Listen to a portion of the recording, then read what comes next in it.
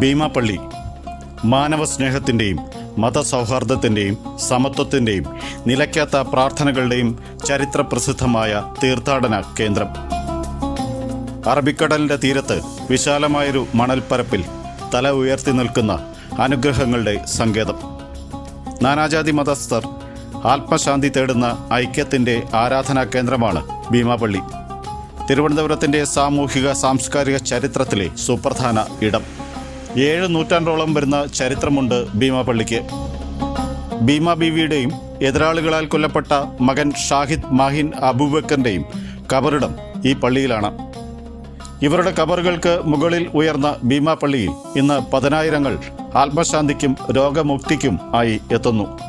പള്ളിയിൽ അന്തേവാസിയായി എത്തി അവിടെ തന്നെ അന്തരിച്ച സിദ്ധൻ കല്ലടി മസ്താന്റെയും കബറിടത്തിൽ വിശ്വാസികൾ നേർച്ചകളുമായി എത്തി പ്രാർത്ഥിക്കുന്നു. വർഷത്തിലൊരിക്കൽ നടക്കുന്ന ഉറൂസ് മഹോത്സവത്തിന് കൊടിയേറ്റ ദിനം തൊട്ട് 10,000-കണക്കിന് ഭക്തരാണ് ഭീമാപള്ളിയിൽ എത്തുക. ഭീമാപള്ളിയിലെത്തുന്ന ഭക്തർക്ക് വിശ്രമത്തിനും അഭയത്തിനുമായി സംസ്ഥാന സർക്കാർ ടൂറിസം വകുപ്പിന്റെ നേതൃത്വത്തിൽ ഒരു അമ്യൂണിറ്റി സെന്റർ പള്ളിക്ക് ചേർത്ത് നിർമ്മിച്ചിട്ടുണ്ട്. ടൂറിസം മന്ത്രി മുഹമ്മദ് റിയാസാണ് സെന്ററിന്റെ ഉദ്ഘാടനം നിർവഹിച്ചത്. 2.58 കോടി മുതൽ മുടക്കിൽ നിർമ്മിച്ച സെന്ററിൽ എല്ലാ അത്യാധുനിക സൗകര്യങ്ങളും ഭക്തർക്കുണ്ട്. നാടിനായി ജീവിതമർപ്പിച്ച ഒരു ഉമ്മയുടെയും മകന്റെയും അനശ്വരമായ ഓർമ്മകളുടെ പ്രതീകമാണ് അറബിക്കടലിന്റെ തീരത്തെ ഭീമാപള്ളി എന്ന അതിസുന്ദരമായ ഈ ആരാധനാ കേന്ദ്രം.